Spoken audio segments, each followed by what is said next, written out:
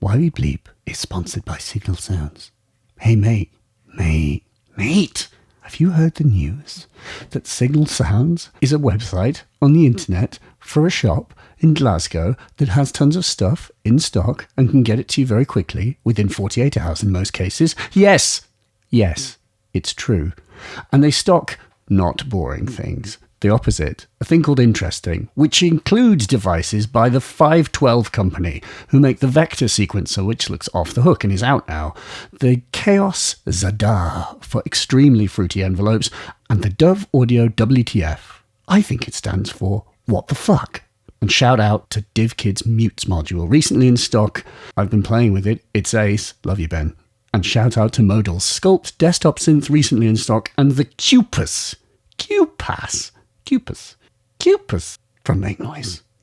These things and more can be found on their website, recently converted from 10,000 punch cards into an online emporium. Find it at signalsounds.com. Once again, signalsounds.com. Why?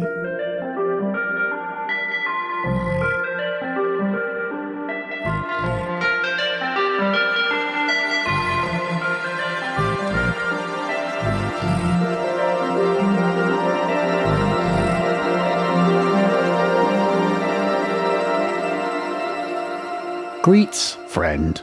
Welcome to Why We Bleep. My God, today we're going to talk to Nick from Subfocus, who is Subfocus. Don't even worry about it. Kind of a big deal. Gets played on Radio 1.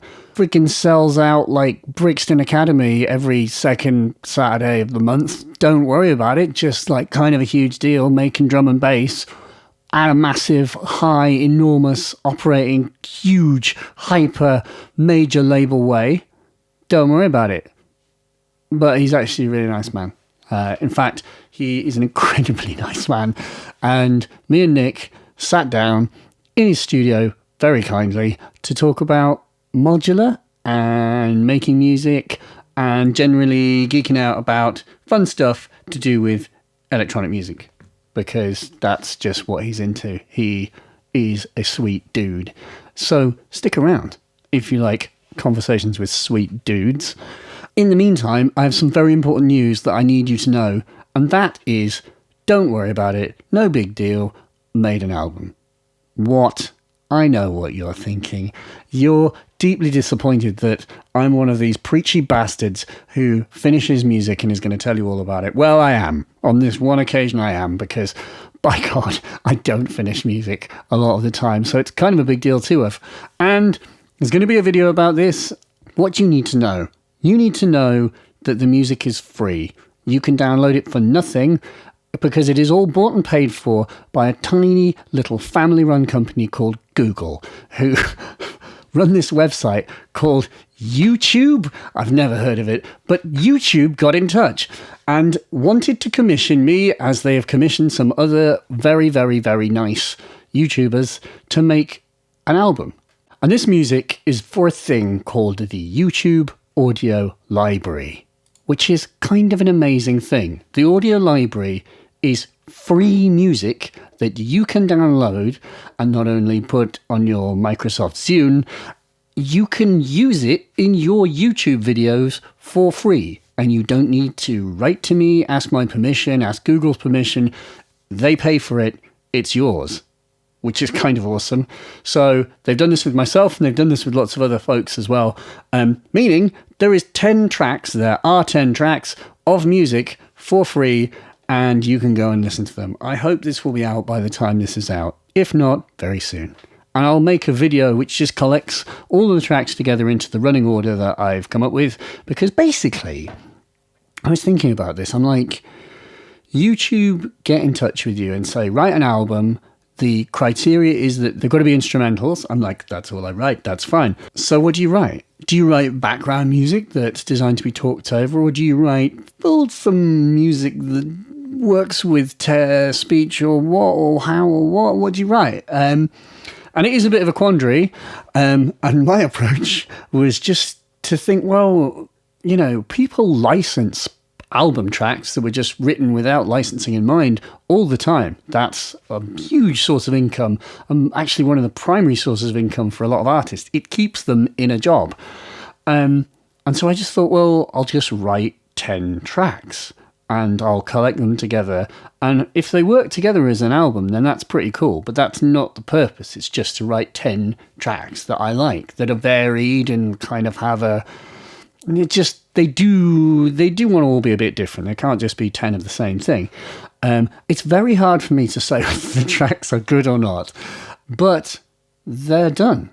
And it was amazing to have a project, and it was amazing to do it. And I'm really excited to release some stuff in a kind of formal way. And it took this project to kind of make that happen. I've got hundreds and hundreds of things in various states of completion, even albums that were sort of partly mastered and I wasn't totally happy with.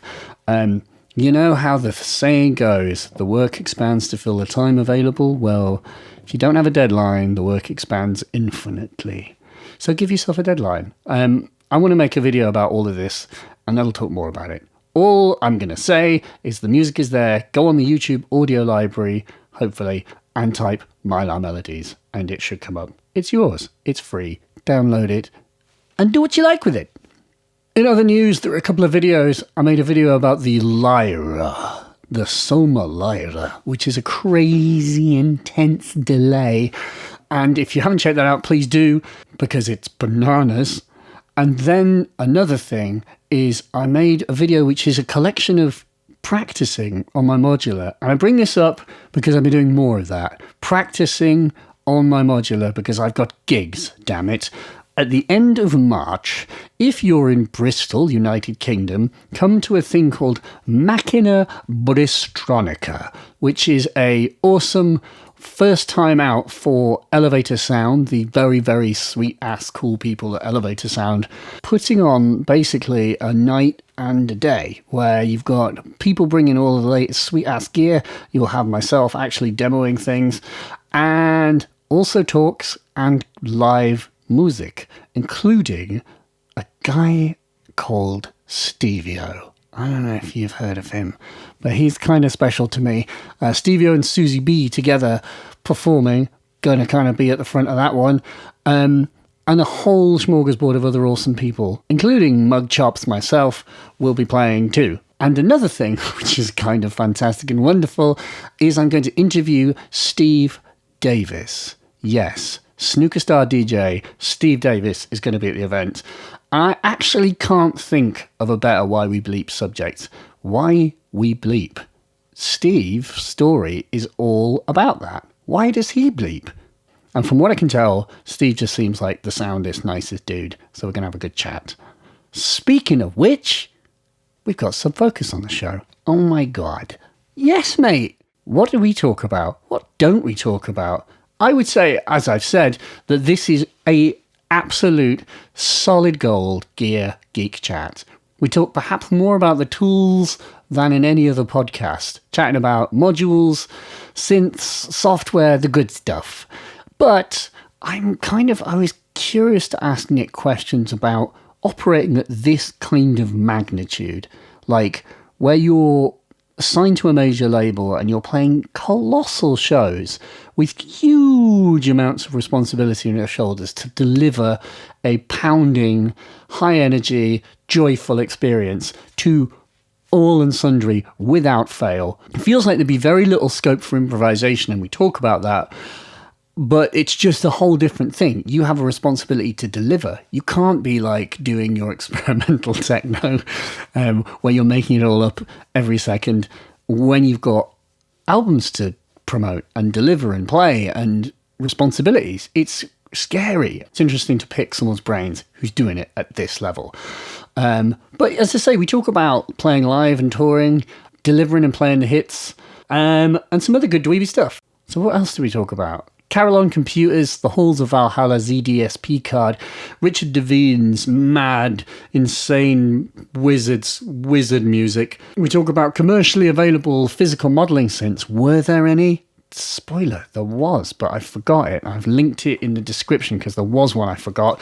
Talk about making bangers on Acorn computers, the HHC floppy emulator, the Roland JV1080, the Moog DFAM, visiting Anaheim, visiting Superbooth, the Mackie CR1202, the Max Live Granulator plugin, Katsushika Hokusai, and algorithmic painting, Dada Life's Endless Smile plugins, the Sport Modulator, Shadowboxing by Doc Scott, and Ortega's NTS sessions, as well as James Holden. And to cap it all off, the man brings up Manuel Gottsching's E2 to E4. I told you Nick was sound. I told you. So without further ado, let's talk to Subfocus. Cheers.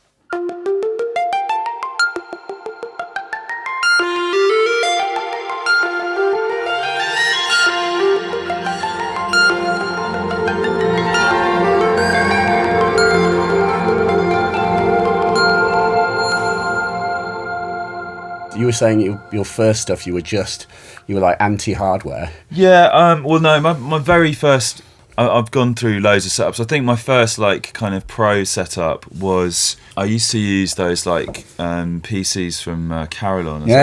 Turnkey. Like, I used to work for them.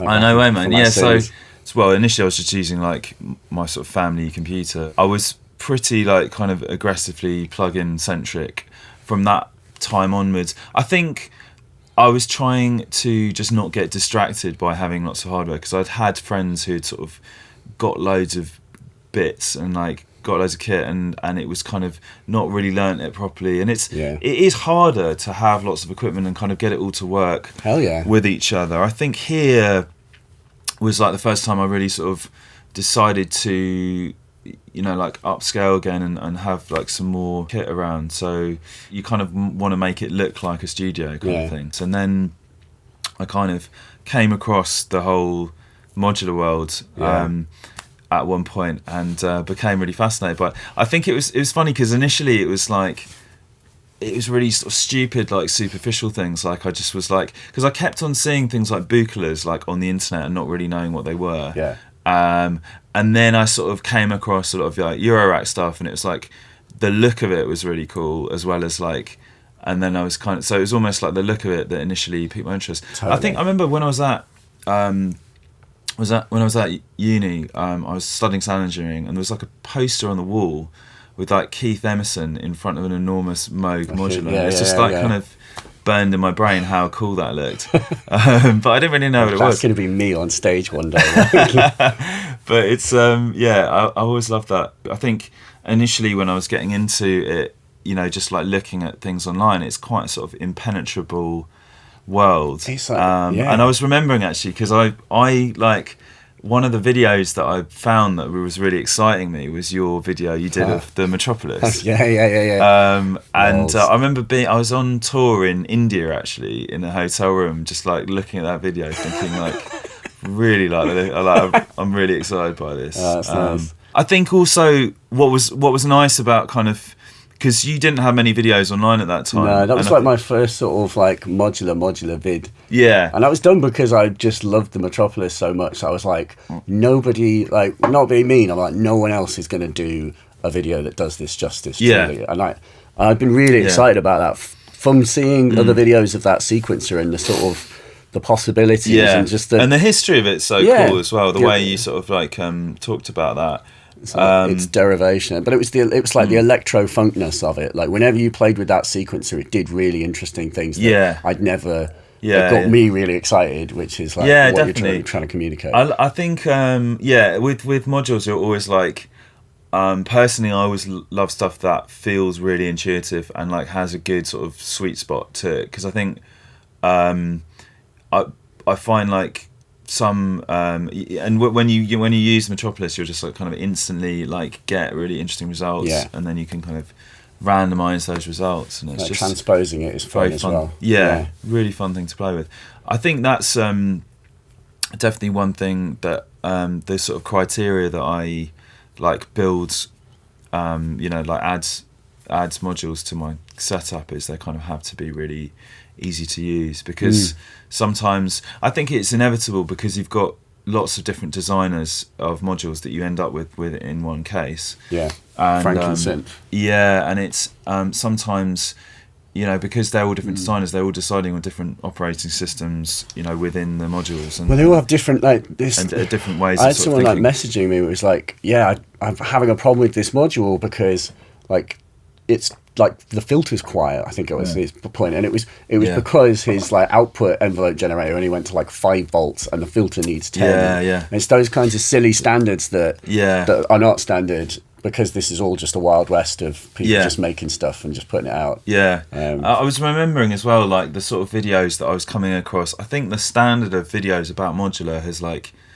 vastly improved since you sort of started doing them. Like, I remember loads of videos of sort of just, like, people doing, like, filter sweeps of, like, saw waves and stuff, and you'd just be, like, be trying to, like, see what filter was like, and it'd just be, like... wow, for like hours of like different like sort of. I think like the basic ones are good, but do you like those? What makes people want to buy stuff is like, you know, if my you know, I consider like the reason I'm making a Metropolis video is because I want people to buy it, because I'm like I'm excited about this. I love it. You should have one too. So the best way to get people to buy things, I think, is just to allow them to see themselves doing that, and that's to like see the possibilities of it. It's just like to picture yourself, just like I could see myself having a lot of fun with this. Yeah. But it's like, I mean, I don't know how your modular works out in terms of actual production, because I mean, what you're doing is you obviously have like, you've got a career and you've got like, I feel like you must have obligations to sort of to the labels and to deliver and to make stuff happen. Which does not allow you time to just be like, I'm going to do a bit of like modular just playing. Today, like, do you know what I mean? As in, I've spoke to other like writers as well who kind of, you know, in a weird way separate their hardware from their almost like their day job music and their play. They can be two separate processes, and obviously they can mingle too. Like, the funny thing about it is, it's kind of like when I started, I was like, I've kind of like got a hobby that's like exactly the same as my job, sort of thing.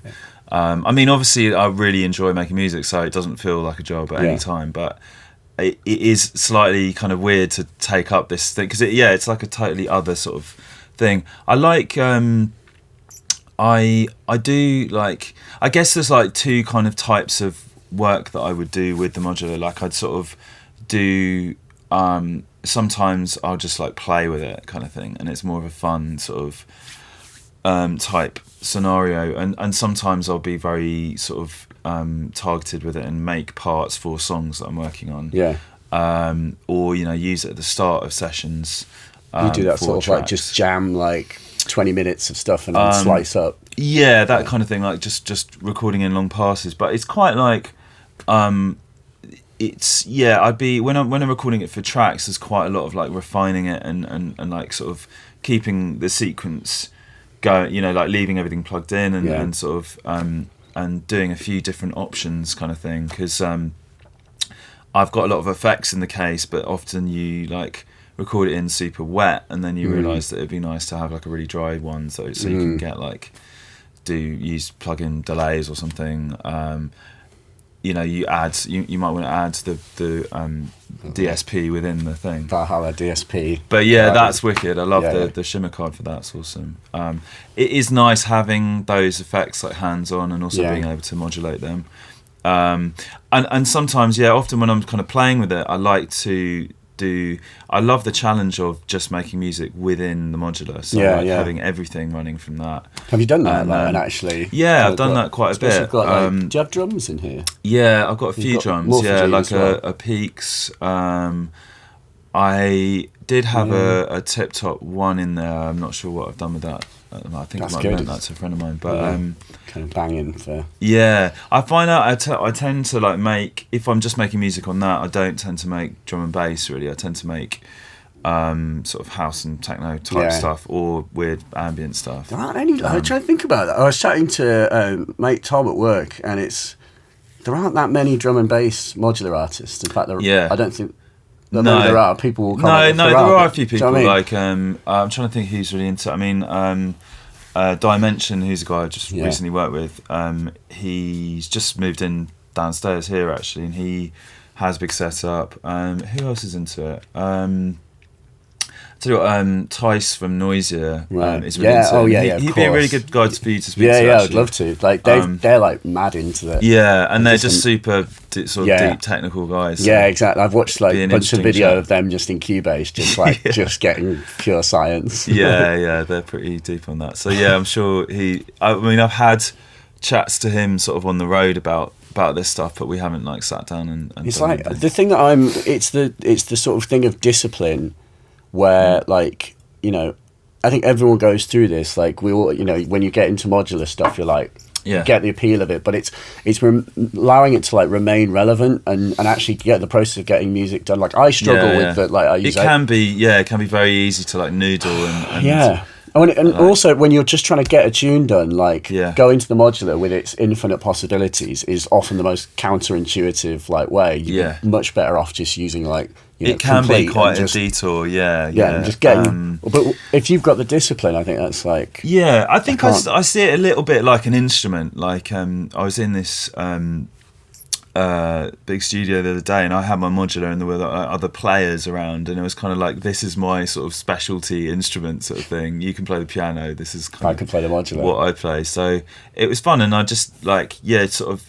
There are like really specific things that I really love to use it for. I think. Kind of like sequences and like things like unusual like quantize-y kind of bends I really like from it. So using things like the U scale. I saw that in the video. You were doing like, you had the Metropolis and you were doing slides through a quantizer, so it does like a little trill. I really like that. I mean, I tried to sort of recreate that using like Antara's auto-tune and stuff, but it's sounds a bit different in modular, and I think it's nice when you use quantizers to like create these like randomized solos and stuff. It can be really interesting. Just an unusual sound that I don't think anything else really makes apart from modular.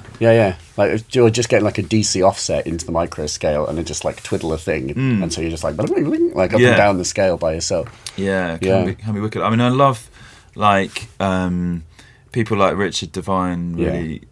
Really interesting, like what they do with modulars. I think like that sort of. I feel like a couple of times I've got that sort of feel, but it's quite difficult, you know, that sort of feeling of like controlled sort of randomness. Controlled chaos. Achieves is really clever, like with the beats and stuff. And I was using that. I read like a few things that he was saying online about this, and like I got one of these like Ladic modules, which is a kind of random gate generator, and that was quite like helpful in terms of like trying to create that sort of random but controlled sort of thing. Is that one where it'll do like bursts and then kind of go simple? And it sort of does. It's just got like different. It's got like you kind of feed it a clock, and then it has like multiple gate generators that are just below it in just, you know, little mini jack outs. I can't remember how it sort of works, but it doesn't really do bursts. But it just seems to kind of create these quite kind of good rhythms for things like if you use that with clouds or something like that to freeze. That sounded really interesting. I also really like the for stuff like that, Pamela's new workout. So you can generate that, like do sort of like different export like different random clocks from it, basically. Like Pamela's amazing for like dialing a very specific set of things, like I need this, and I've not experimented. The random waves that you can do like kind of can you do like Euclidean LFOs as well, like where you've got like, I think so, but I haven't really I've not dove into that yet. For me it's like just the ultimate master clock where I was like, I need this exact clock, this exact swung clock here, you know. It's really good for that. It's like, kind of like, because I think do you ever have that thing of like thinking about what module, like there are some like modules that don't exist yet that you'd really like to have, sort of thing? I'm not really clever enough to do that. There is one. I mean, I'm not either to actually make them, but I think of stuff. But also not even to think of them. Do you know what I mean? It's like, although with that said, there's been things where I've been building like a system to do something, and I'm like, I kind of just wish I had a module that did this and X and Y. And so there's a couple of plumbing things, like for example,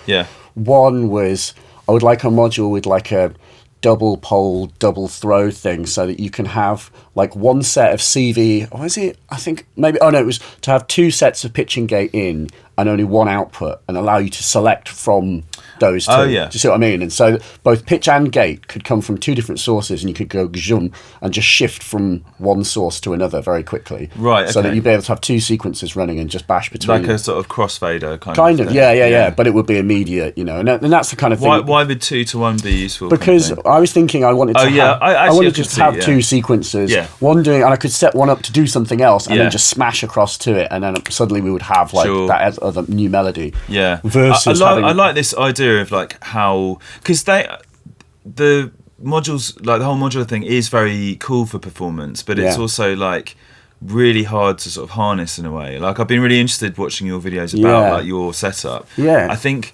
one idea that popped into my head on the way here actually was like this sort of idea me and a couple of friends were talking about, which was like you could have like 2 modulars next to each other. So let's say that kind of setup, like a 9U rack. Yeah. And then a DJ mixer in between, so that you could like almost like you'd have to start with a sort of pre-made song, and then whilst that one is sort of playing, and whoever's like, you'd have 2 people performing.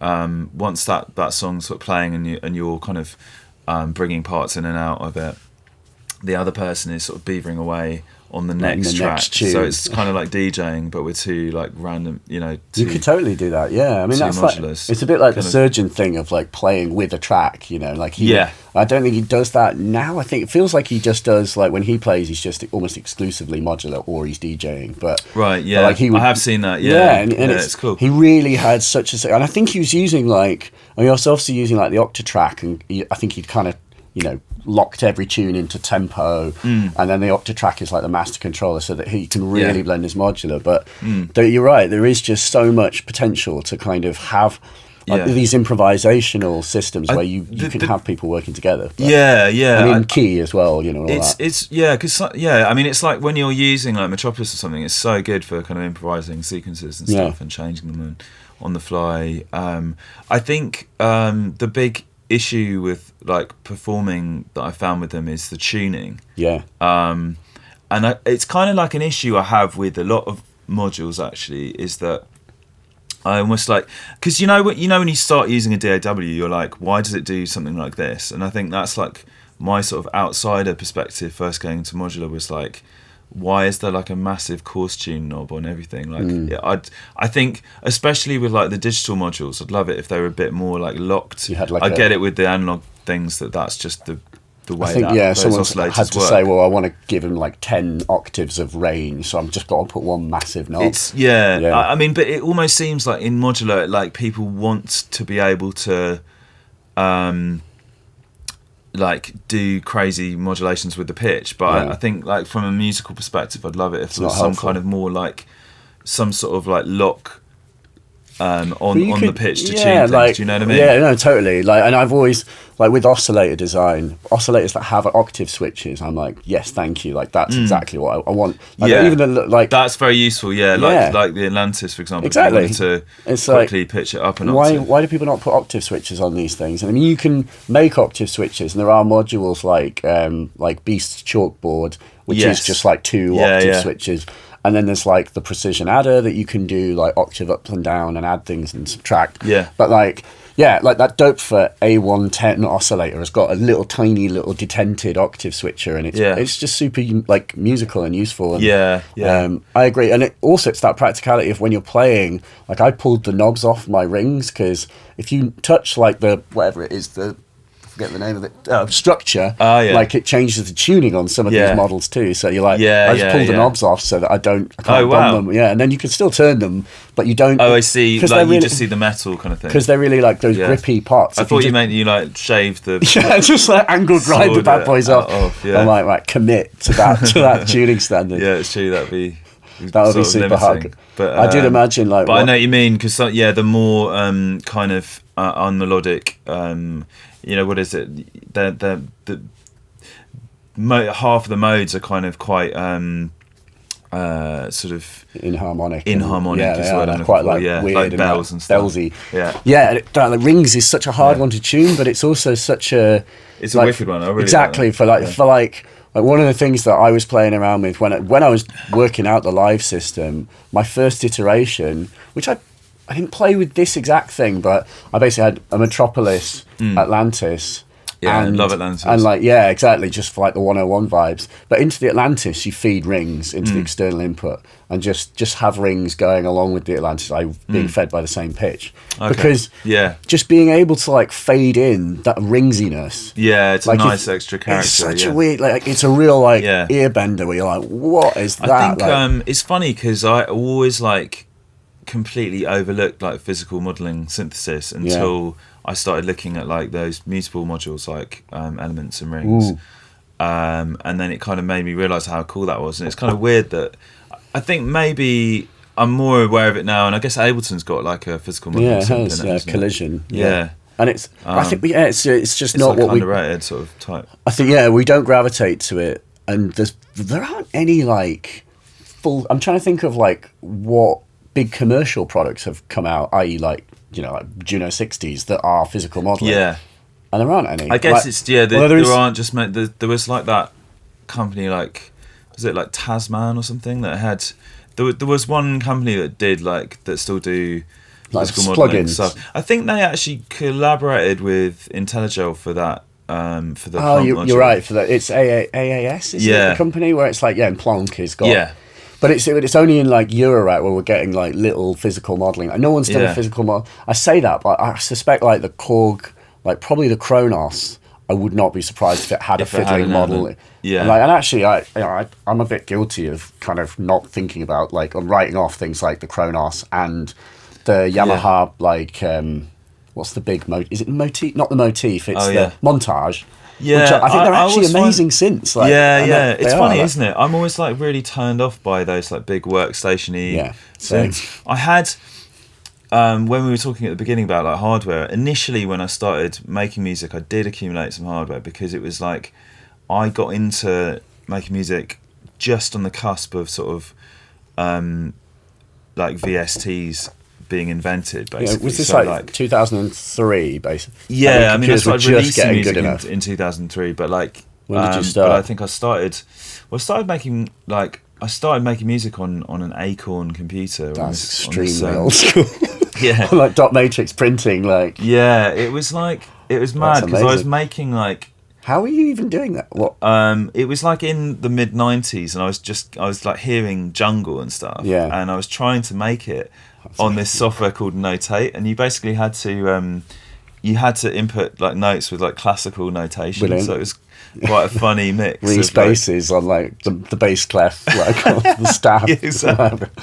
Like trying to like pitch sort of amen breaks and stuff. So did it have sampling? Yeah, it did. That seems quite advanced, really, like for an Acorn computer. There was this like dongle thing that you could put in the printer port, and it was like a little 8-bit sampler. Oh my god! But basically, the way that all the sounds worked, they were kind of a bit like sound fonts in that they were. I think what they were was basically like each sound was a sample sort of thing. So it wasn't like a multi-sample. It was just like a recording, and you'd if you got far away from the pitch center of the original sound, it would obviously sound like ridiculous. Yeah. So I think that's how that worked. But then I quickly, after my family got a PC, I kind of got into like using like Cubasis and Cubase and stuff. Yeah. So that was. But around that time, I did get some hardware. So I had like a Trinity rack.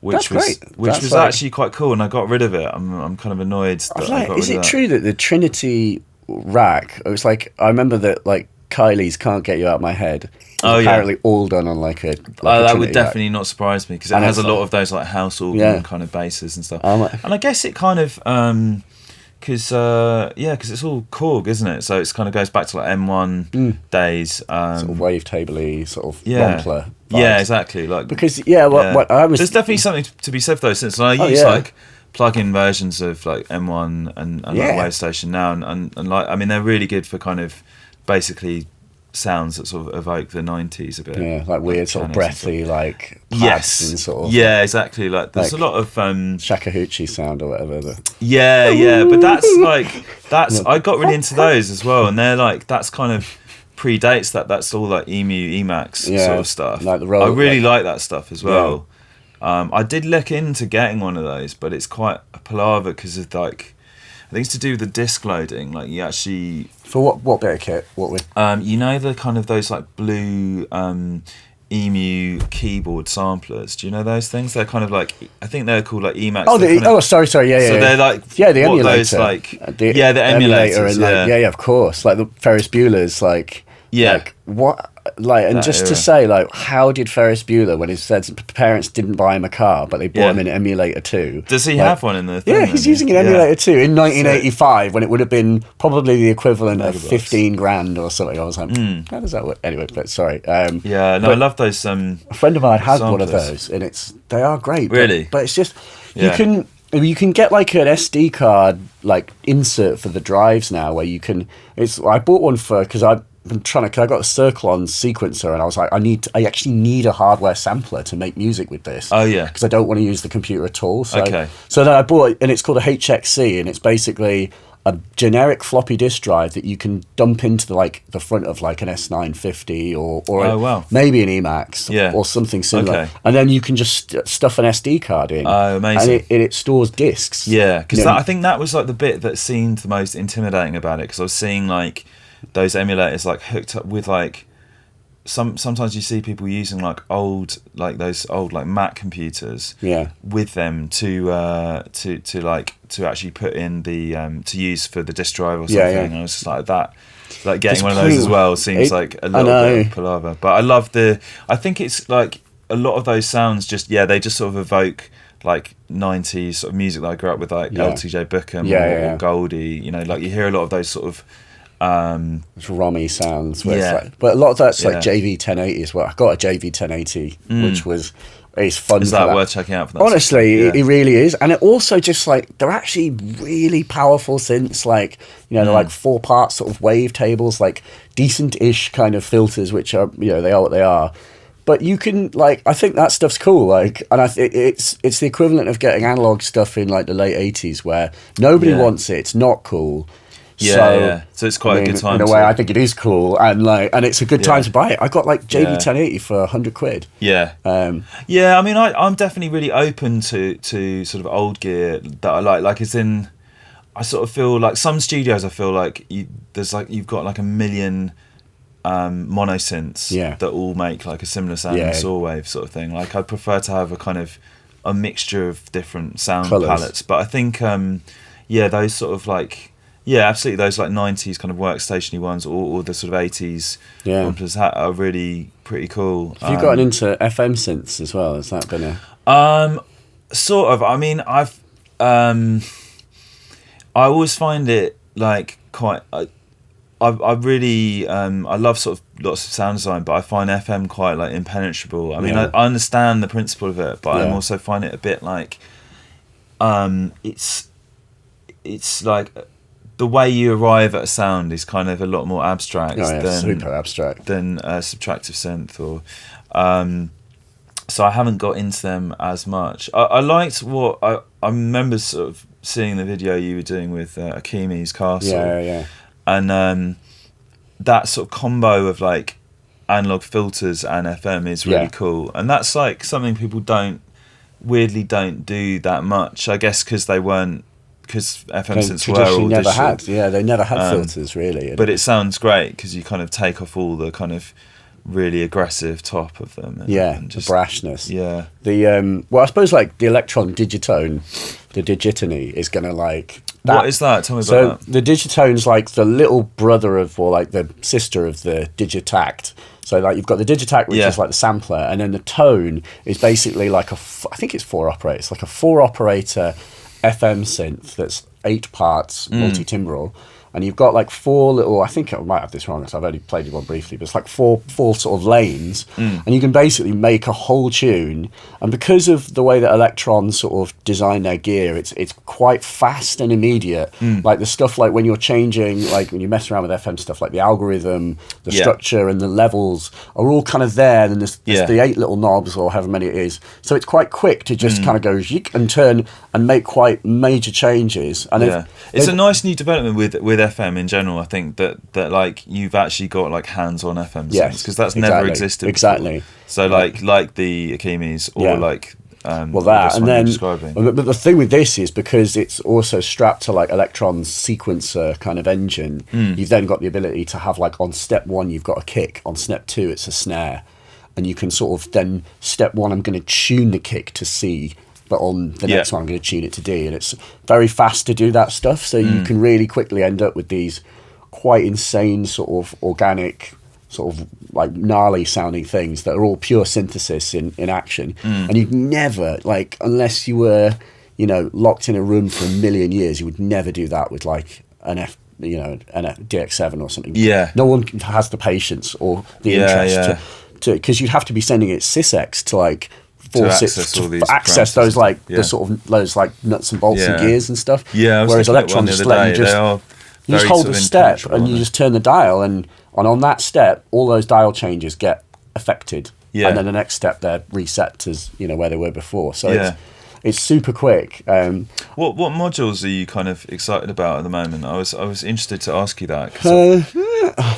I've sort of I'm trying to think, like the thing that I've got excited about is not a module, but is the Moog DFAM, which is like, I've been sort of blabbing about that, but like, which is it is a module, because it's just a module that is sold in its own case as well. It's like a sort of semi-modular thing. Exactly, and you can pull it out and you can stick it in a rack. It is a pure rack module, but like that, a Mother 32. Yeah, exactly, and it's like a companion to that. But for that being a kind of almost like the digitone, where you've got pure synthesis and you can smush together the oscillators in interesting ways and sequence them per step. In a weird way, it is sort of, it's obviously not an Electron device, it couldn't be further from it, but it's that idea that on one step you could make the voice do something completely different. And if you should, like, if you go to a shop, just ask for a pair of headphones and just spend like 10 minutes non-stop with that thing, and there will be a point where you'll be like, oh my fucking god, like, what is this? This is like, because it's got, you know, you've got FM of the oscillators, right, and you can have like the FM amount be controlled by a step sequencer. So a step sequencer, so you end up with like interesting rhythmic sequences. Where it's like sort of doing a weird like kind of sort of sequence, but that does have a kind of musicality to it, like it's tuned, and you can actually play the oscillators from the filter. You can play it like a traditional voice, so it can also just do like a really nice Moog, like, you know, Donna Summer Moog bass line type thing, but it's also just gnarly as hell, and on a big system it can make some really wild sounds. Do you use that in your live thing then? Well, I've used it at some shows, or a show that I played, I like had it, and towards the end of the show just faded into that, and just had a go. It's like, it's a tough one because it is quite an experimental device, and it obviously is not going to work if you're like, I mean, I'm just trying to imagine if you were playing like a sub-focus show and then you would go to like DFAM hell, but you could totally, it could become it's the kind of thing that you would embrace, and you just be like, we're going to a sort of non-mute, an atonal place here. It's like an inharmonic thing, but it can do like very tuned things. But that to me was, just to say, it's like, it's a very, very original concept, like that cannot be done, what it does cannot be done on a subtractive synth. So it's a good one for, like, if anyone says like Moog are sort of, you know, are they just, you know, re-releasing the same synths over and over, it's like, they're really not just doing that. They're also making analog devices that work in a way that analog devices have never worked, you know, and they've always just had a lot of like class to them, Moog. We were talking like off air about the factory and like I'm really I really want to make that pilgrimage at some point. But I'm so excited to see the new synth that you were talking about as well. That's amazing too. And it's a funny one. That's like, we did a show like over in East London, and we had it on demo for like 3 days, and so, you know, I'm showing it to people, and it kind of, after doing that for like 3 days, I kind of came to this conclusion where I was like, the really weird thing about this synth is, while it's a very professional device and it carries a professional price tag, because it's, you know, it's an incredibly deep and complex synth that's taken them years to develop, that they make in Asheville, blah, blah, blah, blah, blah. But it's also like one of the friendliest synths I've ever used. Like to make a modulation, you like touch the button on the LFO and you just touch the control you want it to go to.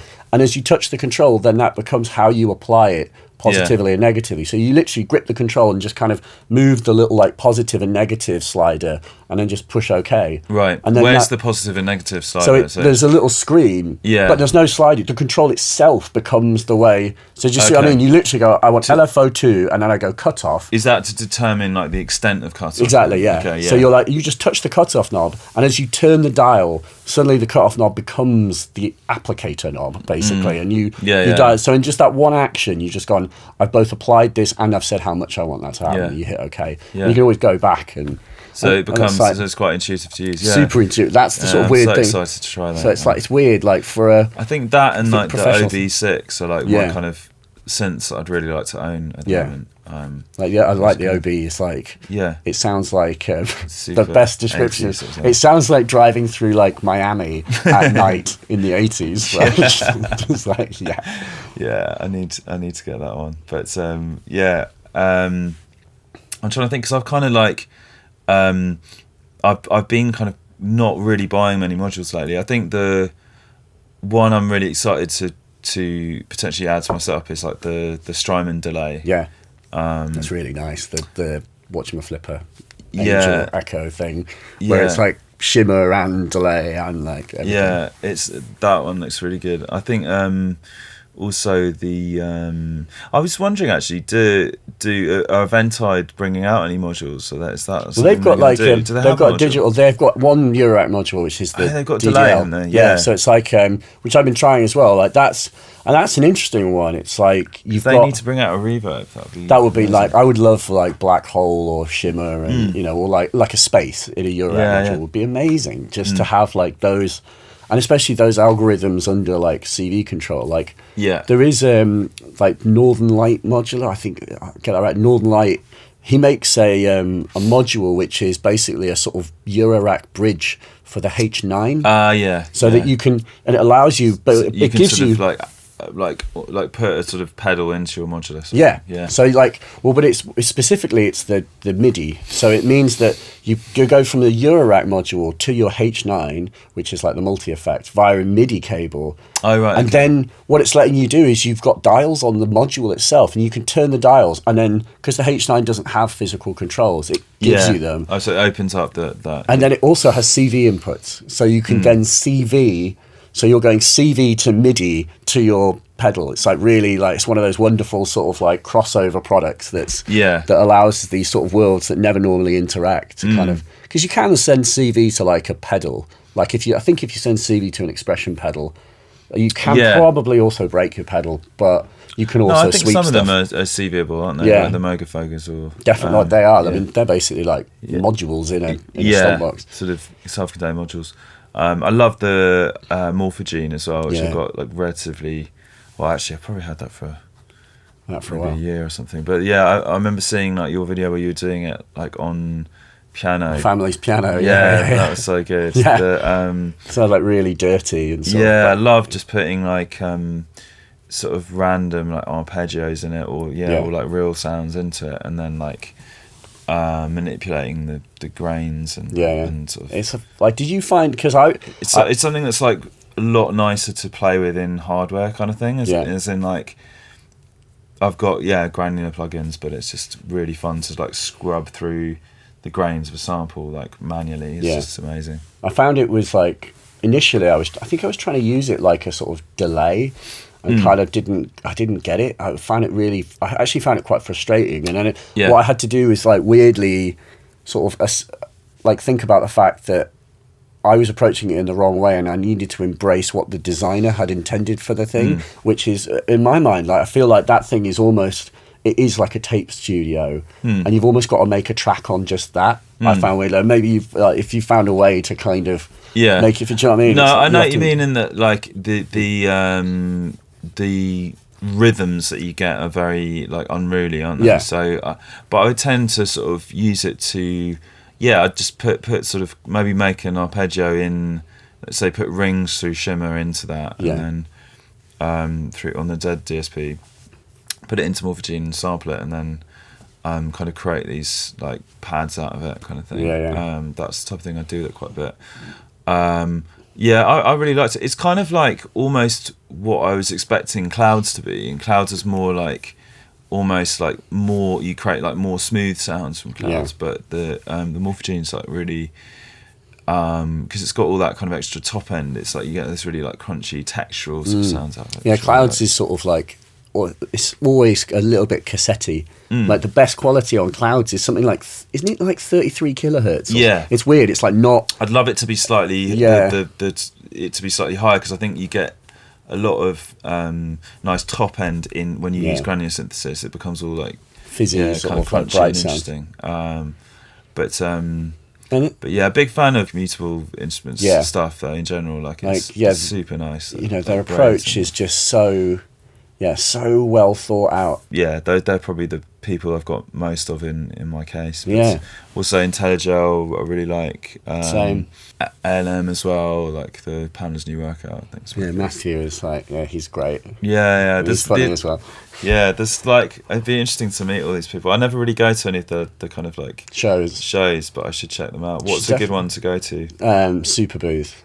Okay, that's the one in Berlin. Berlin, yeah. Like if you've got any excuse to go to Berlin at that time, like just when is that? What time of year? It is May, I think. Yeah. I should know that, but like Mayish. Do you always go to NAMM? Yeah. That like, because it's in January. I always like forget that it's on, and then it's suddenly January, and it's like, do you know what I mean? Because it's that time of year.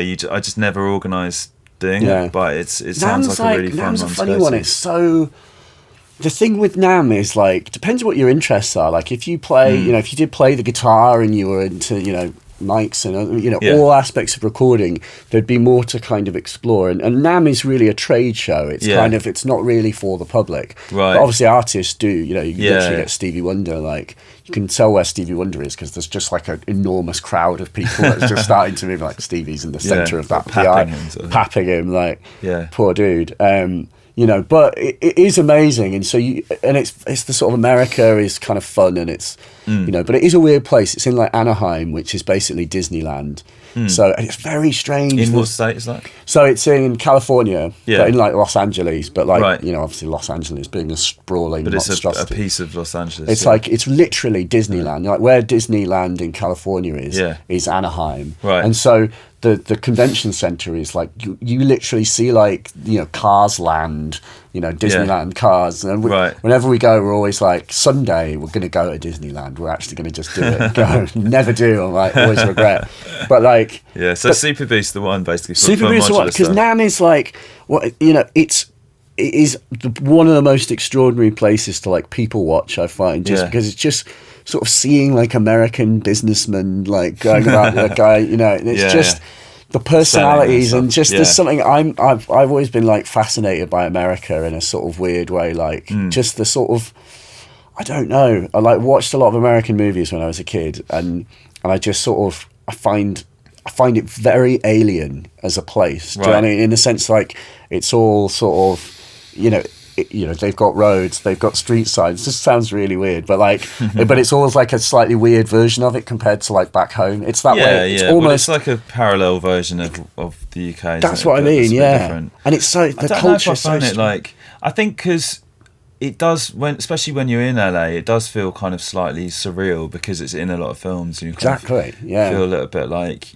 you're in a set or something. Sometimes. So. I know what you mean in that sense. I think there's obviously cultural differences, like kind of being sort of self-depreciating seems quite un-American. Yeah, totally. If you're very modest in America, it seems like people almost like you're a bit weird. Totally. It's much more socially acceptable to be more forthright about your achievements, that kind of thing. Yeah, exactly. But which we would consider sort of bragging in a way. It's like, it's like a bit. If you're English, it's a bit like full on. But I mean, I always like really sort of enjoy going out there on tour and stuff. I always mean to like spend a bit more time in there. Like LA seems like a fun place to like go and record and stuff. I mean, there's some amazing rooms and like What is your what does touring look like? That's what I was wanting to ask you about, the kind of like at this kind of level where you're sort of you're playing like these massive shows, and it's like both Two Fronts was like playing live and like what you do and how you've like how have you like found a way of doing it. So you've got like that amazing sort of rig, like the lights and the it's like this like massive amount of production value obviously that's going into these shows. And, like I don't know how you feel about it. What do you give yourself to do? How has that developed? It's definitely quite tricky to get the balance right. I wanted to do with the live shows, I wanted to do something that was like similar to I basically didn't want to use like a live band in any way, because I was like, I liked seeing Chemical Brothers play, or I liked seeing Daft Punk play. When did you see Daft Punk play? That's a good question, actually. You know what? I don't think I've ever actually seen them in the flesh. Oh, yeah. I've just like seen the shows, videos. I mean, I remember seeing like Chemical Brothers at like Glastonbury in sort of mid-noughties sort of time. I think it was like 2006 or something. I really like that kind of balance, and I actually like on the shows that I've been doing, I've worked with the same live engineer. Nice, which was interesting because I sort of got a sort of feel for how they go about it. It's tricky to, it's really difficult to figure out how best to do it. I think with mine there's a lot of track being played back as well as the stuff I'm doing, and I guess I just pick parts on all the songs to play, and sometimes multiple parts. So there'll be like sections where I set up to really do like a kind of jam situation. So like especially on some of the house stuff, it seems to work really well. So I'd have like things like drum step sequences. I was using iPads to do that up until recently.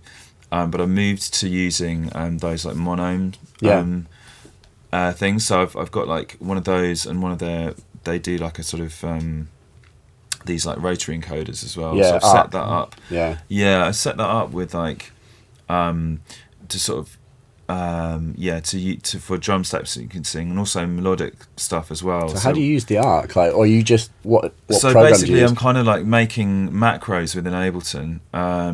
So I think actually like the modular stuff kind of inspired like some of the ways I do it. So some of the melodic ones I'd it's just like a button grid. So I'd have that quantized to the pitch of the song, and then I'd have like one of the rotary encoders would be like would be like scaling that, so I could sort of make a melodic sequence and then pitch it up and down, but it will be quantized. So you get this like octave up and downing it. Yeah, but I think I'm not sure if it was octaving it rather than just like semitones. So semitones, but it's because it's going through a quantizer. It's kind of all like sounds good. And then I'd have one maybe on filter cutoff or something, one on a delay maybe, and just it kind of makes performing those sequences really like, as in it's very controlled, like they're very like they'll kind of work. You're not going to make a mistake where it's just like everything goes like whap, like flat in front of I do people. I have like keyboards on when I do it as well, so there is a bit more room for error there. Like we'll be sort of play like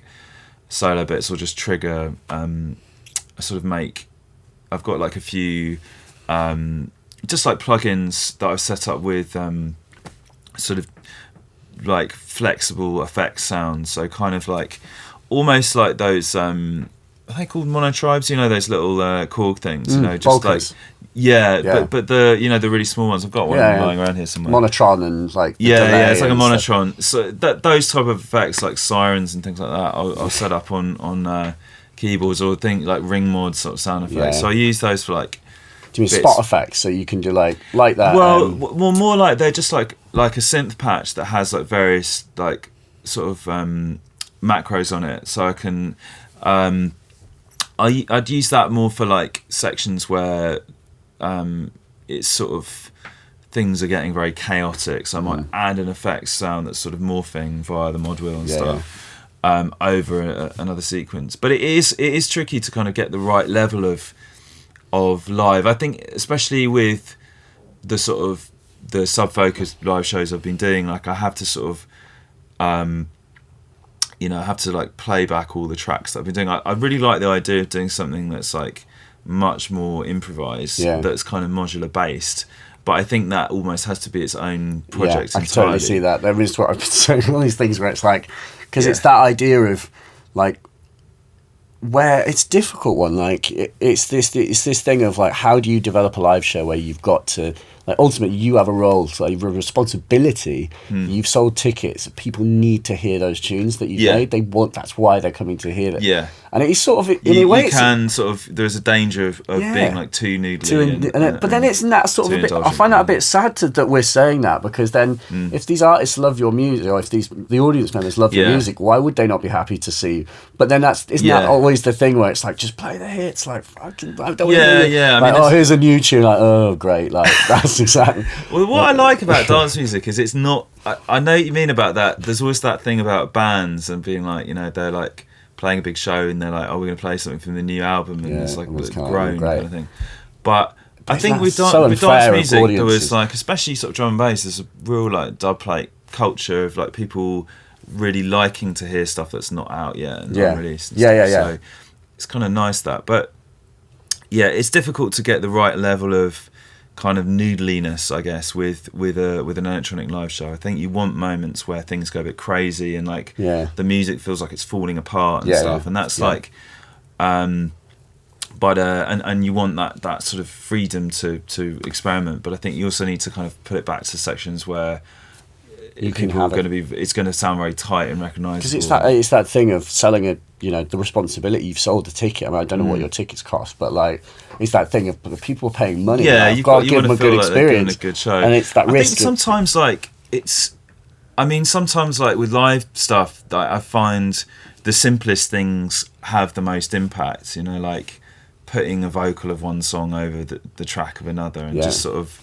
that type of thing is like, it's not very interesting from a like technical point of view, but it's like it's something an audience member can really recognise what's happened. Like. So I think it's good to sort of. That's like I just try and listen to a lot of different live shows that I like, and sort of come up with like the most sort of effective combo of those things. But I do really like I was saying, like live improv, and I think that's a super interesting area. I think like what Modulars do is very is very well suited to that. It's just about trying to sort of find the ideal setup to do that on, and you've almost got to like, you kind of have to build a setup to make a certain type of sound, and how do you do mixing on your setup? That's one thing that like, I haven't quite found my ideal mixer in Modular World yet. Well, that's actually only very relatively recently, but that's the Bifaco Hex Mix. If you saw that. So it's within the case. Yeah, it is. I used to use I had a Mackie CR. I got it's like I'm such a dickhead, but I got the Mackie CR 1202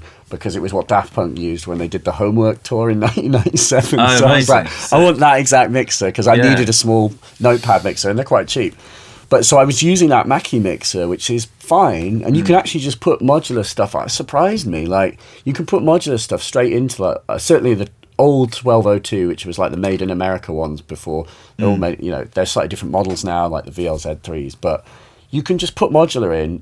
Even the sends and returns worked from like Echophone, and I was able to just it talked modular in a way that surprised me. Like, but anyway, did you have like tons of mini jack to jack adapters? Yeah, I had to like just clean out Hoser, like, just literally like the 3.5mm to 6.35s. You get loads of those, and then the ones that don't work, you're like, curse you. But I was using that. But then obviously, if you play a show, you've literally got to plug all 8 channels, and you've got to do your sedens, and you've got to get your stereo return. So you're making all these connections before you're playing, and it may be different. I don't know how you, like, if you played in festival setups, like, you will almost certainly have to streamline, or if you've got production assistants, then obviously people can do this for you. But when you're doing it by yourself, you're like, I've got to build my rig on stage, and I've only got 10 minutes till I'm on, and I almost don't even get a line check. Like you get nothing checked. That's a lot of stress, and also, I mean, I think improvising a set as well is a lot of stress. I would say, it's funny, I've had like people,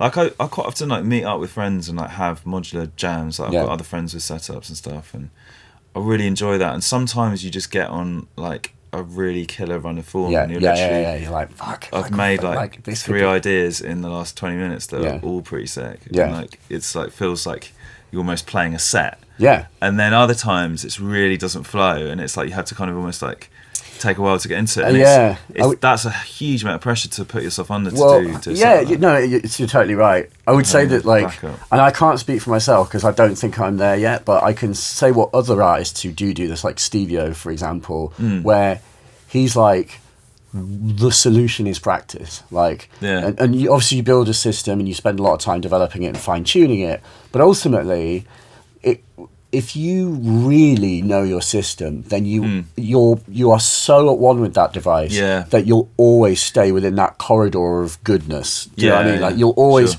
and you can, if you stray out, you'll know ways to get back into the corridor. Do you have cues on that? We're saying with that Mackie, I got rid of it and I got this Bafako, and I actually still got the Mackie.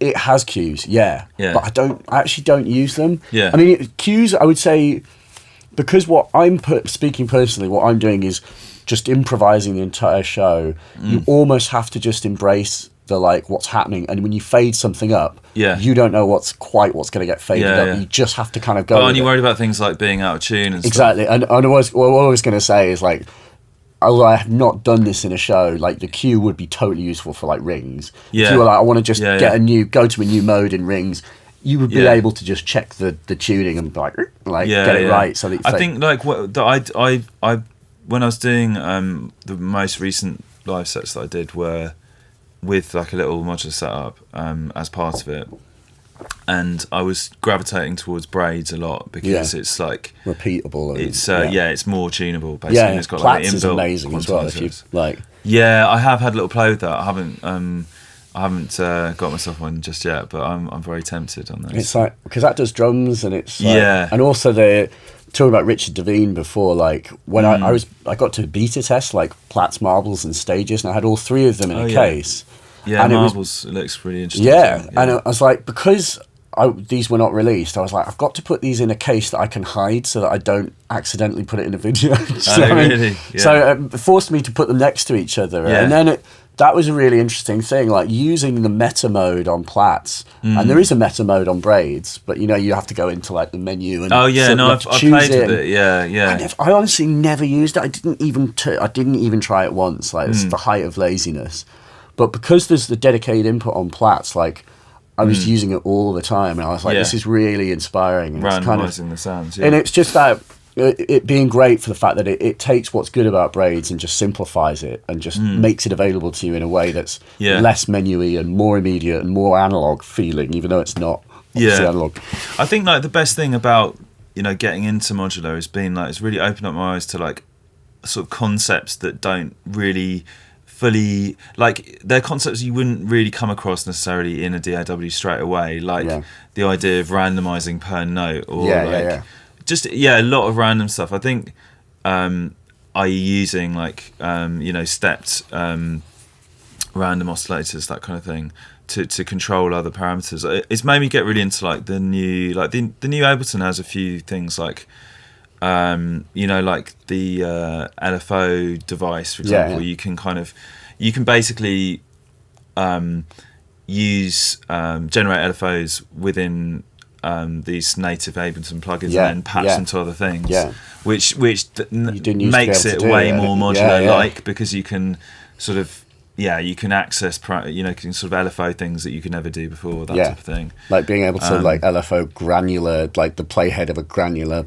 like the sampler or whatever it's what's it called, granulator. Granulator, really that's a really nice I love one. that plugin. Max Object, whatever it is. It's nice the way they've like incorporated Max more into Ableton, because it's kind of like it makes it basically like a sort of open-ended environment for people that wanted to you can start to get those kinds of like randomness, because you're right, it's like no one's DAWs have been developed for, to work in much the same way as they've worked since they were on the Atari, the ST, and probably like, well, maybe not like on the Acorn when it's like script sheet music, drum and bass sheet music. Acorn was a big from that to PC was a big jump.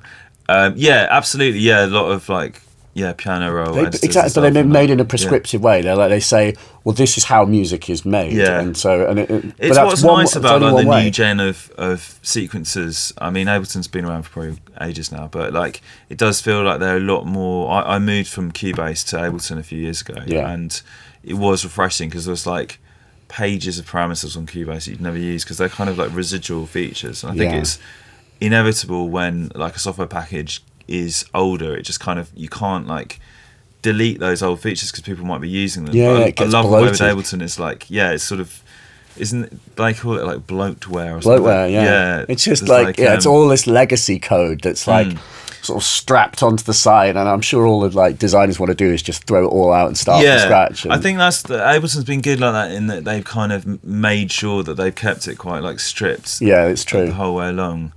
They've never allowed you to like. They've never messed with the fundamental blocks, so that in order to make it more modular or something, they found a way of doing that with Max, so like that you can randomize things. Yeah, it's maybe not as immediate as certainly not as immediate as a Eurorack synth where you can just do something. But you're right. But it's. I think I do like Ableton for its like using it like an instrument and allowing it to do. Yeah, it's pretty like intuitive, but yeah, no, like I was saying, like the modular sort of side of things really does open your eyes to like different, basically kind of methods of producing music, and I love the sort of generative aspect, like we're talking about, with, creating random melodies or rhythms, and just sort of letting it do its thing. Kind of, it's almost like you kind of set the parameters of the piece of music that you're making, and then you're like. And then let the it play. Does everything else. I suppose and it's analogous to like writing a script or like a sheet music, and kind of like apparently with like old loud fella, but like with Bach, apparently he didn't. I don't know very little about Bach, but he didn't actually say.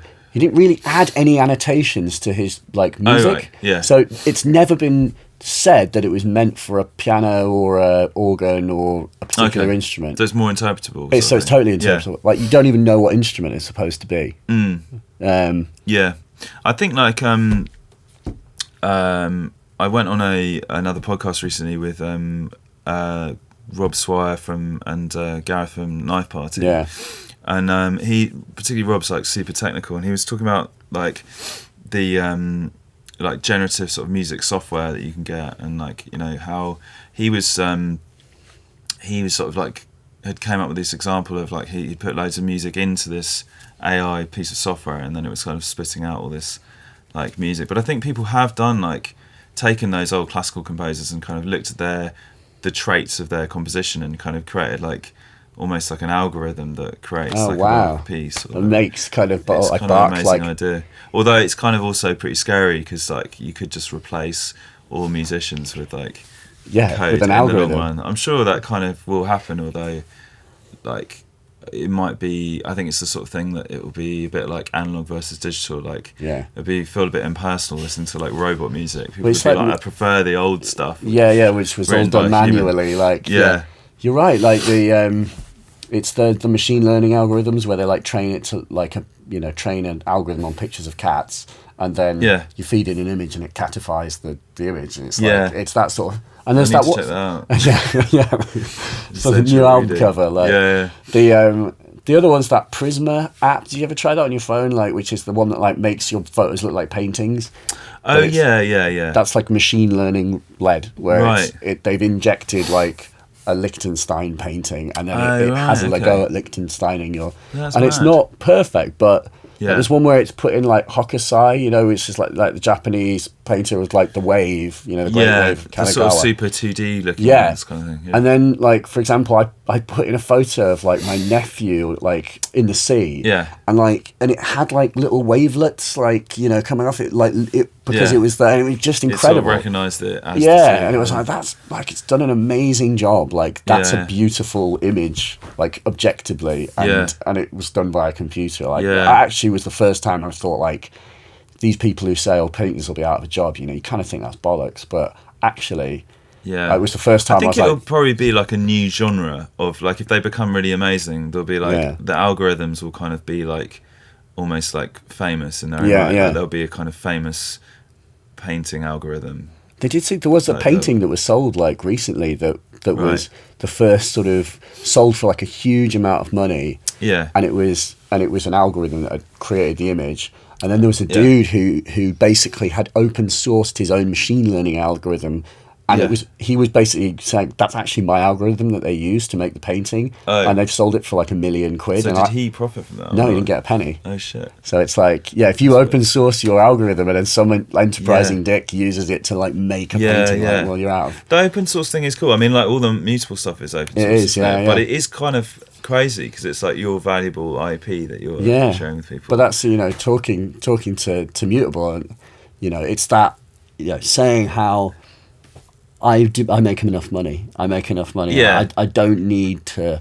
There's a limit to what I'm happy to receive, and I'm very happy with what I get. Yeah, that is nice, and I guess like it's not. I don't know. I guess like maybe it's because it's a fairly niche world that it's like having it open doesn't mean. Imagine someone was making like. Millions and millions off the back of his IP. You would feel aggrieved, wouldn't you? Like I think. Yeah, I mean, like I don't know if you him like I think maybe because it's a smaller industry, it's like you're not those, and it's complicated to make a module. Like it's not like people are going to be ripping off them modules left, right, and centre. No, I mean, people have shrunk like mutable modules. Like you get those micros, and then people have got like micro industries of micro modules. And then did you see that there was the Grayscale have done Supercell, which I thought was the coolest thing. I was like, I haven't seen that's an upscaled version of a mutable module where it's clouds, but with bigger. Like bigger and with more modulation and control. Nice. I was like, that's amazing. Like, that's pretty interesting. Not making it smaller, but enhancing the idea. I was like, that's actually amazingly cool. Yeah, that is a cool idea.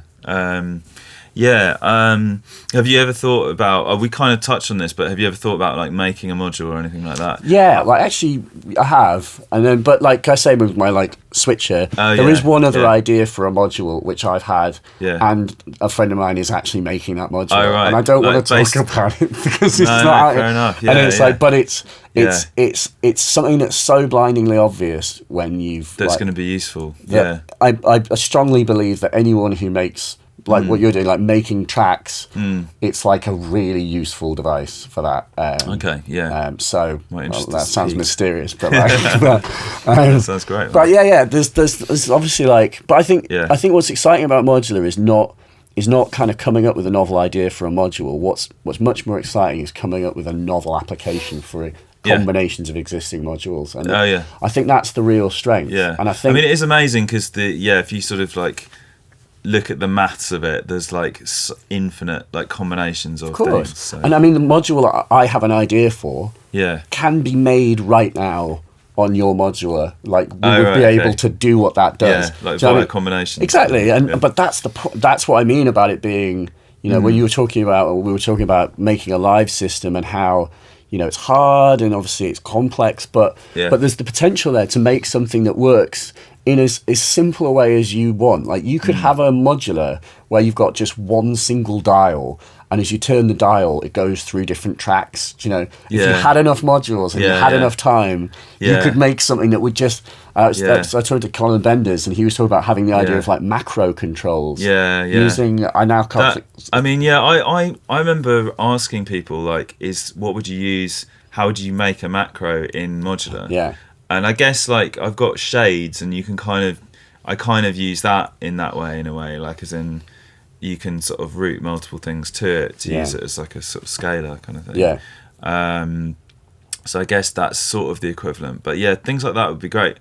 I remember chatting to a friend of mine about like an idea for like simplifying a whole live show to just one knob.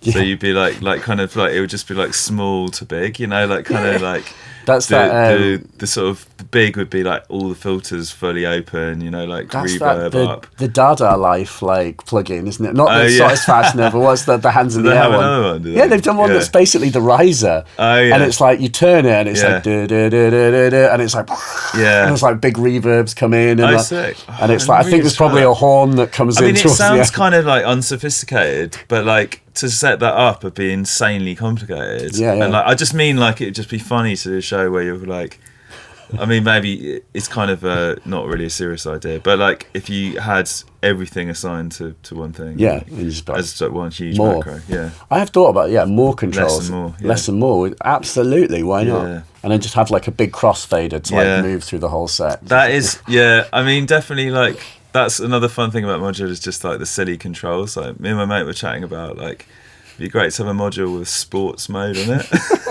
You know, like you have one in the car, slow, fast, and it just goes a bit like sport mode. Just like adds a little bit more. It just adds a bit more fuel. Grunt and just goes a bit nuts, kind of thing. There is a module called the sport modulator, but it does not have a sport mode.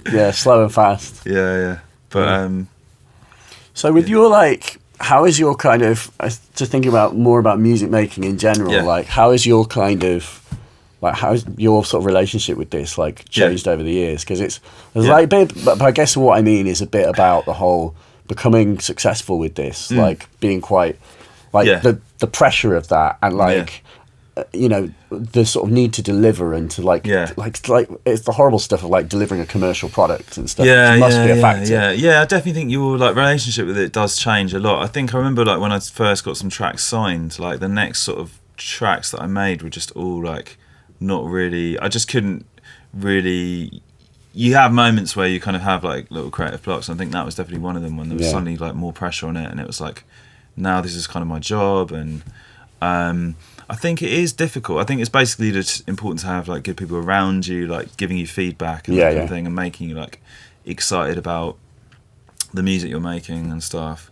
And it is tricky to kind of I guess like keep like having ideas that you're excited about, and I think there are always going to be like ups and downs in terms of like some months you just make like 5 songs that you're really excited about, and then some like then there might be 3 months that you chuck away everything. There's a lot of like binning of stuff that's like that I think people maybe don't, you know, if you didn't do any music at all, you might not realise that like I'd probably like bin like 80% of the ideas I saw, or maybe not that much, but like a large percentage of things. Because no one, it's that thing. Like, no one sits down to go, I'm going to write my masterpiece today, because that's not how music works. You kind of have to it's just quite do hit it and miss, and then like lots of ideas will be quite good, but like maybe not like super exciting. I basically do a lot of like I'll make tracks and then test them in my DJ sets, which is a really nice like way of sort of truly knowing whether people like something, because there's no like fanfare of like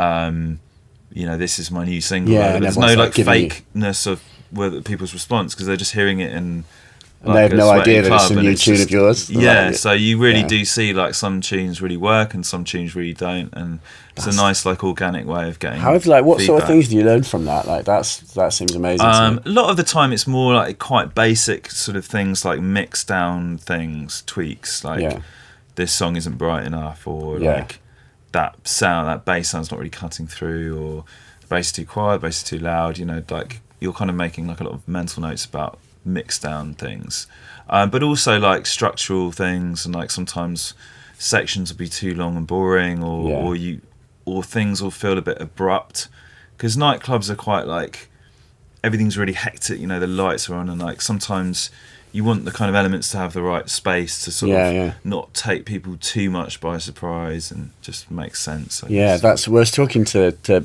Div Kid about that the Modular dude, and talking about how I've followed a lot of his stuff. And it's we were having a conversation about exactly this, where it's like how you structure a tune so that you're just not being too abrupt and not being too long. I find that really difficult. He was actually saying his idea, which I thought was genius, was like, you know, you could set your tune up so it can be performed like dub mixed live. But then what you should do is like play 2 tunes into your tune. So play 2 pieces of other people's music. And then almost as a DJ set, fade into your tune, but record it in that moment, so that you were kind of. I see. Do you know what I mean? Like so it's sort of like you're like designing it in context. I thought I was like, I mean, I would probably never have to like, you know, never make the effort to do that. But it's that idea of like there's remaining a couple of, like, mindful, like of where it fits into a wider context of how it will be played, used, kind of thing.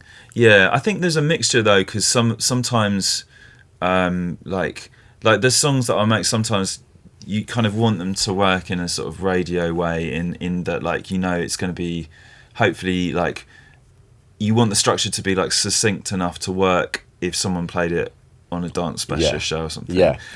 But you also want it to be sort of like work in a club way. I think the type of like drum and bass is quite, the structures have gone quite short now, so it doesn't, you don't necessarily need to do two wildly different versions for those two mediums, but it's certainly there's much more of a like, I like listening to a lot of house and techno, and that's much more like the structures are much more kind of teasing and like long, and there's a lot more room there for kind of for sort of doing the longer structures. There are a few like interesting like a few like old drum and bass tunes which were made like via sort of in a dub mix scenario, which is really weird. Like from a DAW background, you think like they must all be arranged, but there's a track called Shadowboxing, which is like a classic old drum bass track by Doc Scott, and it's about 3 or 4 sounds in the whole tune, and apparently he just like sat there just in the dark room just fading things in and out. It's really cool. There is a certain amount of pressure to write like enough material to release over time, and it's harder to, there's a few tricky things. I think like touring and making music is difficult because you kind of always feel like it'd be nice to be in the studio. So I started working on a laptop a lot, so I basically have a laptop that I plug into a screen in the studio and then I take it with me, so it means that all my projects are kind of mobile, always accessible, and then but there is always that time of feeling like there's just never enough hours in the day to like finish the music you want to do, and also doing like longer projects. I think that's like seems to be, that's kind of becoming harder and harder, I think, because I think there's a big demand in the sort of industry for like constant volume of singles, because of kind of like the lifespan of a track is shorter because it's available immediately on Spotify, that kind of thing. So the people have gone from releasing 1 or 2 singles a year to releasing like them quarterly or even more regularly than that. So there's like, that makes it difficult to also like build up tracks for an album, like store things away. But I think there's like, I'm quite interested as to, like the kind of it feels like people are playing with the formats of releasing music more now. So like, like Kanye releasing like 7 albums this year or something, like which are all like 6 tracks long. I like that kind of like smaller album often. format. Oh, just smaller. Because it's like, because I like the sort of statement of an album and how you can be a bit more conceptual and stuff. But then making 20-track album or 15-track album takes an incredibly long time. You need a lot of material. So I think there's quite, and also like the kind of, if you look back to like 12-inch albums, like LPs, were kind of always like around the 8-track mark. So it's just, I guess now we're like on Spotify, you can make anything. 4 months long. Yeah, exactly. So like there's no limit. Whereas always the limit used to be the format. Like you had a 45 single, so it could only be 3 minutes long, and then you see people play with that, like doing ultra long. Ultra long. Actually, what was I talking about? Like Ortega, just literally like the NTS sessions is. For how long is that actual music? Is like, I'm not. What was that for? I didn't understand. Like the radio station. Yeah, so like they've basically, I say they've written an album, but they've written effectively, it was called NTS Sessions 1, 2, 3, 4, and it was broadcast on NTS live, but like it wasn't live, but broadcast on NTS to be premiered for 4 weeks of like once a week. And I don't know how long I should know this, but like, each session is like 45 minutes or an hour or more. I think it might even be more. It's like, I should know this. But so they've released it as you can buy it as a it's probably like 8 LPs or whatever. And it's a huge amount of music. It's just like a vast, and there are tunes where it's like riding an algorithmic FM patch that they've generated for 15 minutes, and it's like, and it's music that's got tons of time just to, you get like in a little groove, and you just kind of, and it just does this, and it doesn't, I mean, it's constantly changing and evolving, because they've you can tell, I think the only way this music could be written is like they've got max MSP patches that are so there's like a generative aspect. They're always evolving and shuffling. There's effects that are things are being modulated very slightly. and they're mastering. But Yeah. it's the idea that they've made a body of music that's friggin' massive to the point where it could never. Is it all largely like beatless or? It's like a combo, Yeah. like stuff and all the beats are very strange, and there's no 808 or 909.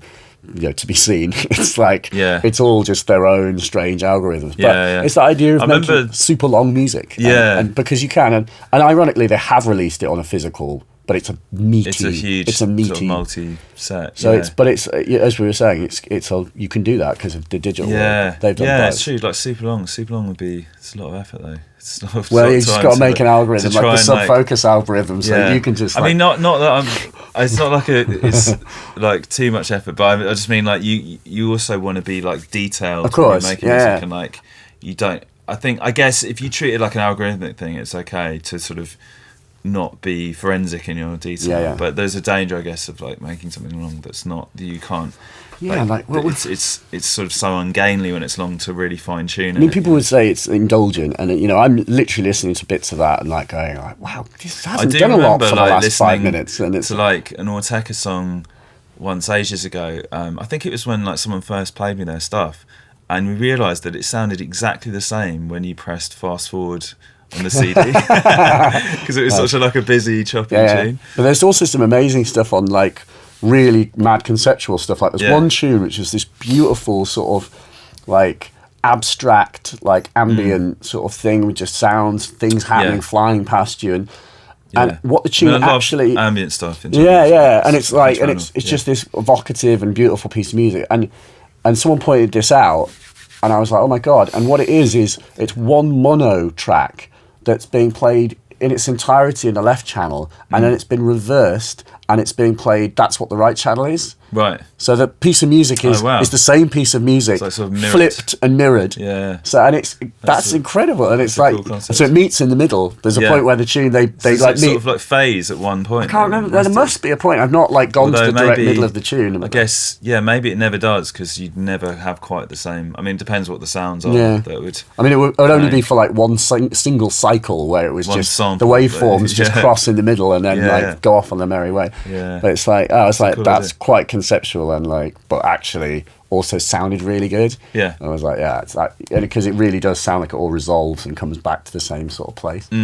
But yeah, I don't know. Like it's obviously the music that you're making is not like I don't know. You would have to like create a new project. It's like you were saying. I think there's like sort of experimental aspects of like of the stuff I make. But yeah, I definitely feel like I really enjoy listening to a lot of sort of ambient stuff that's more well, just in general, like a lot of electronic stuff that's like a lot less geared towards the dance floor, I guess. Like I don't know, James Holden. Or, I really like what he does with Modulars. Oh my god, yeah, that new album as well. It's like amazing. It's wicked. Just like, like incredible. Like jazz influences. It's so good. It's wicked.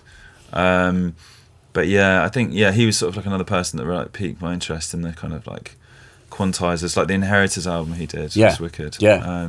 He uses the arc as I've seen him play live. He does the use arc those, spinning around on the top, and it's such a. That's a really. It's the same as looking at your live show in a way that people can't see some of their stuff, like because the arc is such a beautiful device, it's and I just think a lovely design, for an audience to see the little thing spinning and see the hand tweaking it is quite a. That's quite a cool like visual thing for them. Like it's like the monome. You know, those are pretty. There's something engaging and something where an audience member could see that and kind of visually. I tried to get what was happening. There was like these devices I had made for the live show, which is like these infrared motion sensor things. So you can kind of like control, like I'd map them to different synth macros. So you could like make a filter go up and down, or control like the pitch of a sound, or bring this volume of sound up by bringing your hand down within this kind of space of sort of air above the machine. But I love stuff like that where it's like. I think it's quite sort of like it sort of goes back to those like 80s kind of like Jean-Michel Jarre had like laser harps. Laser harp, I love those ideas. I think they're great ideas. Or like Vangelis, or like, I don't know how he performed really, but I think it's I love like delving into the lineage of like electronic music, and like that sort of that kind of thing started there, but it sort of like didn't really those kind of more showy ways of performing electronic music didn't really like continue. Do you know what I mean? Like it became more about DJing. Yeah. Because of the sort of convenience and stuff. But I think there's definitely room for that. I think there's, I mean, like you were saying about like watching someone do it. I mean, maybe there should be a lot more like audience facing setups. I like what I really like what Colin Bendis does actually. That's really cool. Even though he's kind of, that's more like him surrounded by stuff, isn't it? Yeah. But he'll sometimes play with his back to the audience. Yeah, that's so they nice. can see the system. I've like. There's this kind of like I like this sort of just like flipping where the crowd should be thing. Like a lot of like the boiler rooms, for example. It's just a clever idea around you to have the crowd behind you. Yeah. So you can see everything that's going on in one shot.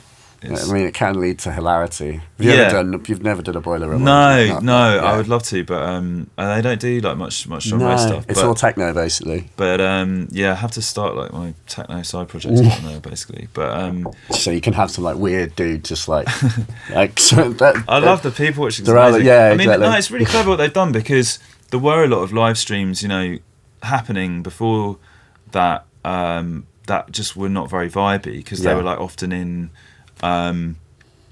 like basically just having they've sort of managed to make it feel like what going to a club is. That's like, true.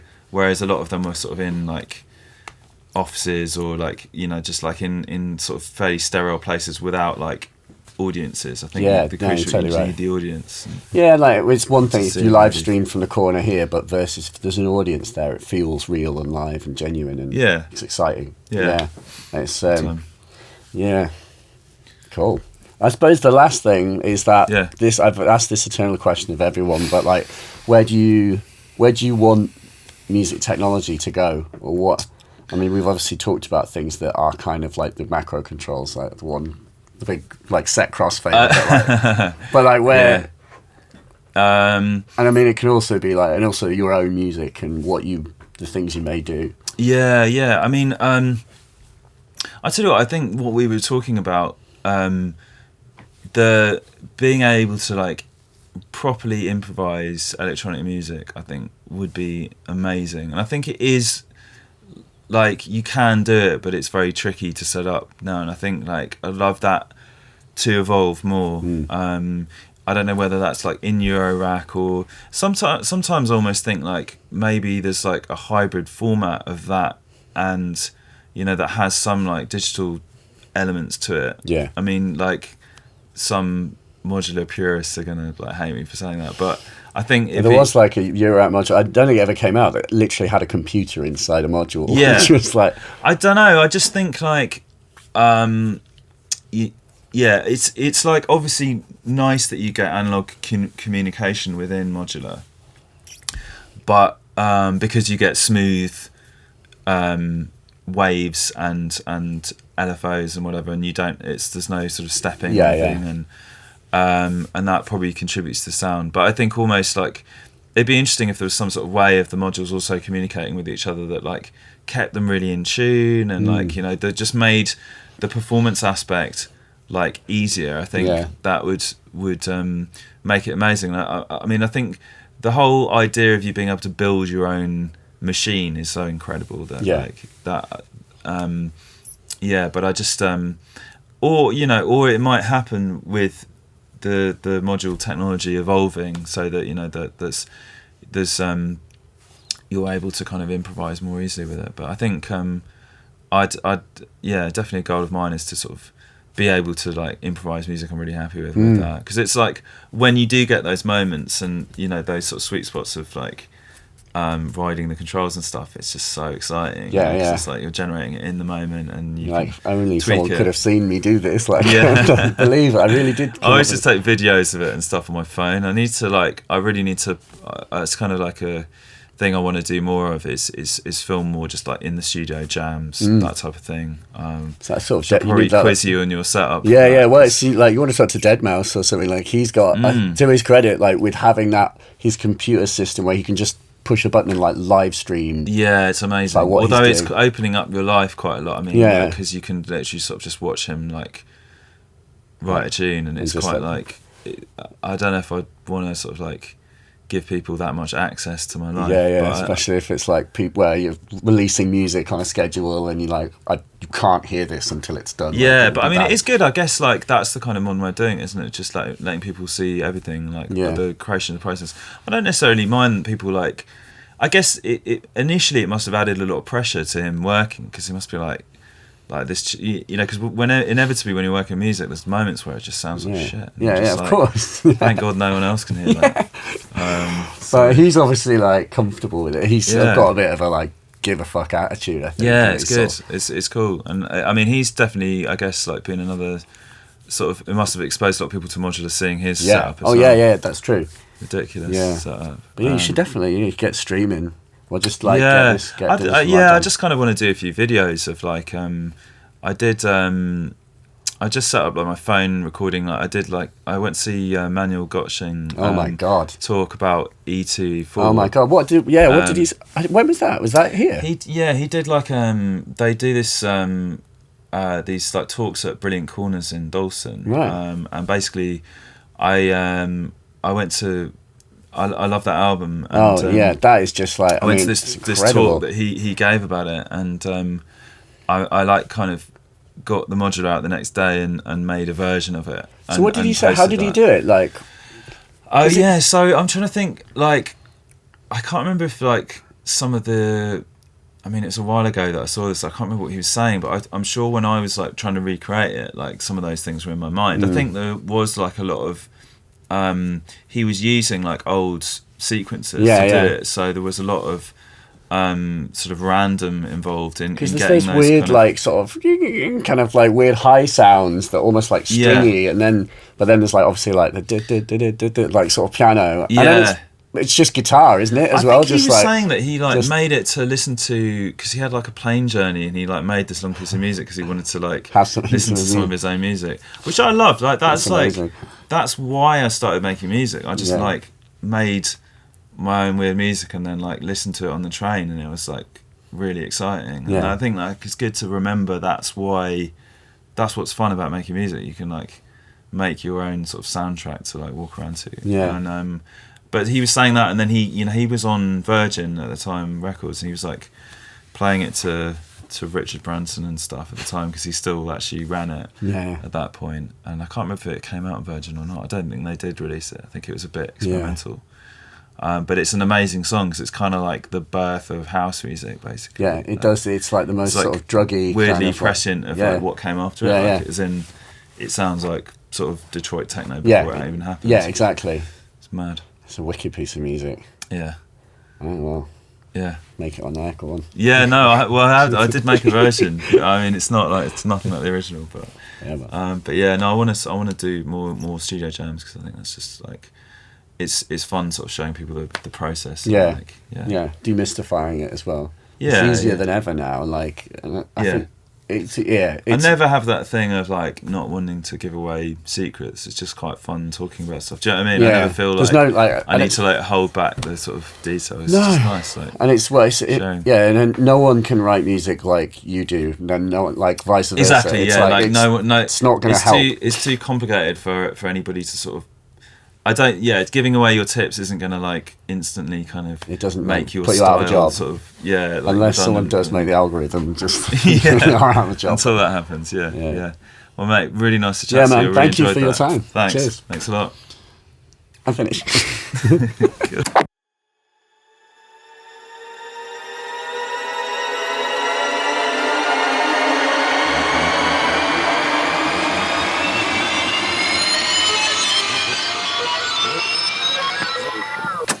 Yes, pretty good, eh? What a nice dude. What a extremely lovely man. And thank you, Nick, for giving your time when you could be like headlining Brixton Academy. Instead, talking to me, it is appreciated. And I want to rewind and especially highlight that little thing that Nick said. What people maybe don't realise is that you throw away almost 80% of what you make or thereabouts. Like, he's so incredibly right. If you make music, you will know that the only way you can write great music is to just write a lot of music and recognise when you've written something great. Like, no one ever sits down to write their masterpiece. That's not a thing. No one sits down and goes, I'm going to write good music today. I sat down yesterday with the mind that I was going to write rubbish music, but that didn't work. I'm just going to sit down and say I'm going to write great music. It doesn't work like that. You just have to sit down and write and just do stuff. That's why synths are so amazing, and groove boxes and modulars. And so I consider it a statistical battle. And I think that the more you sit down and the more you cast your net and the more you just try and make sounds and judge whether they're good or not, then the more likely it is that you're actually going to write something amazing. I definitely know it's true for me. Having written hundreds and hundreds of things, I wouldn't like you to hear all of the things I've made.